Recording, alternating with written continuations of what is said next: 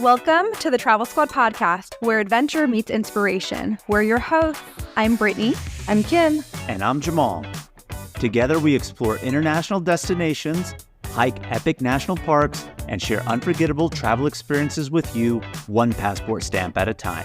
Our mission is to inspire you to travel by showing you how you can make it work no matter your budget, schedule, or experience level. We bring you along so that you can laugh, get excited, and start planning your own trip. So grab your ticket and your passport. And don't forget your travel insurance. And get ready to embark on a new adventure with us around the globe.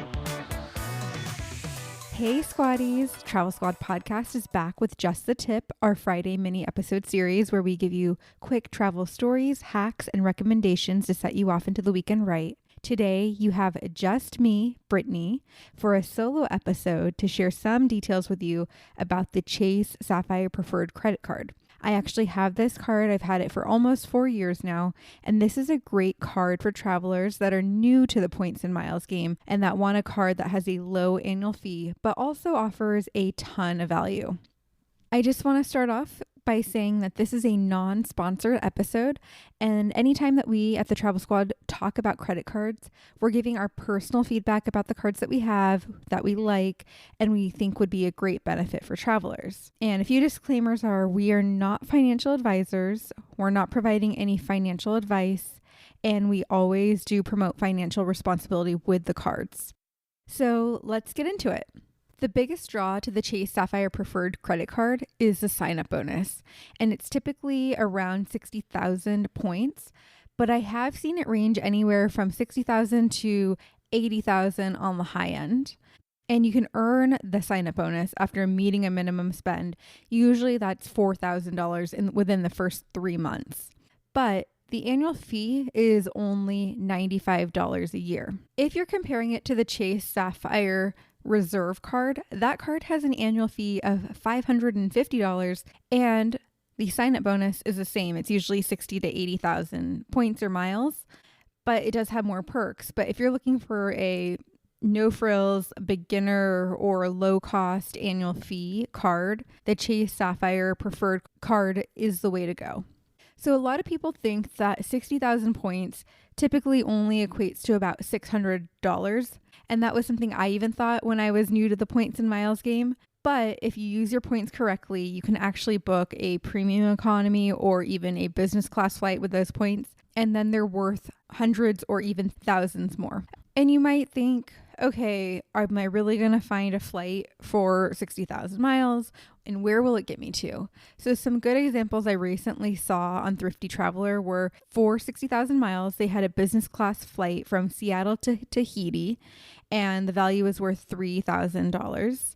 I also saw one for 33,000 points. It was a business class flight from Atlanta or JFK to Lima, Peru, and that value is typically $2,000. And I also saw one that was only 21,000 points, and it was for a business class flight from several East Coast airports. It was like Atlanta, JFK, I think even Boston, and it was to London, and that value is $2,000. So you may think 60,000 points equates to $600, but no, it could actually equate to $2,000 to $3,000 worth of rewards if you are using your points and miles correctly. Another great thing about the Chase Sapphire Preferred credit card is it's within that Chase Sapphire family, and the Chase family has great transfer partners. The points that you earn with the sign-up bonus and for your normal spend with the card have a 1-to-1 points transfer to several travel programs and airlines included like United, Southwest, JetBlue, and some big hotel chains like Hyatt, Marriott, Bonvoy, and IHG. Some of the really good transfer partners that this credit card is connected to is Aer Lingus, Air Canada, Air France, British Airways, and Emirates. Another perk of the card is that it does have valuable points redemption. So points are worth 25% more when you redeem them for travel, like flights, hotels, rental cards, if you redeem them through the Chase Ultimate Rewards portal. So in this case, if you were to use all of your points, so 60,000, through the portal, you would end up with about $750 for travel, which is great since the annual fee is $95 a year, but it's still not as great of a value as we just talked about when we were talking about transferring your points to airline partners. Also, there's a lot of really good everyday spending benefits. If you book any flights or hotels through the Chase portal, you'll earn 5 times the points back. You'll earn 3 times the points on dining, including delivery and takeout. 2 times the points on travel purchases, so think flights, hotels, rental cars, and then 1 point per dollar on all other purchases. The card comes with a ton of other points, like a complimentary DoorDash subscription, which gets you free delivery fees and reduced service fees. If you take Lyft, you also earn 5 times the points on Lyft rides through March of 2025. You also get a $50 hotel credit per year, so if you book a hotel through the portal, you'll get a $50 credit back on your statement. And then probably one of the best perks of the card is at the end of the year, you get a 10% bonus on all the points you've earned. So if you've earned 10,000 points, you get 1,000 back.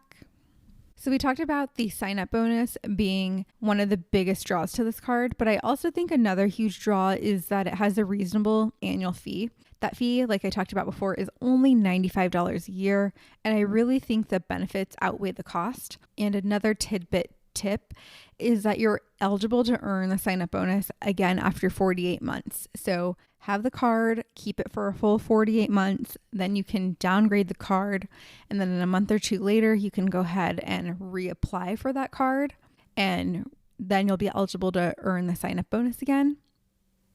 I mentioned that I think that this is a great card for beginners, and I think it is because it has the flexible redemption options to make it easy to use the points and miles, has the low annual fee compared to most premium travel cards, and it has simple rewards categories for common purchases like dining and travel, so your everyday purchases will easily earn you points.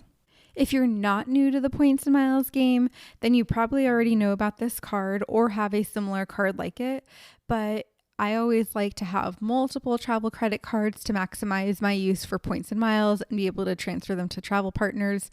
So if you do have a travel credit card that does have a high annual fee like the Venture X or the Amex Platinum or Amex Gold or something equivalent to that, this is a great card that has a lot of value, gives you a lot of points, but has a low annual fee. So I think that this card can really be utilized by everyone.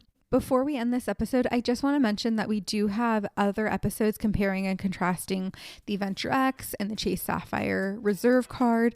We have an episode on the Amex Gold card, and we have a ton of different episodes with travel tips and hacks. So I just wanted to end on that. All right, squaddies, thank you so much for tuning into Just the Tip. Make sure to subscribe, leave a review, and follow us on all the socials at Travel Squad Podcast. And have fun traveling this weekend.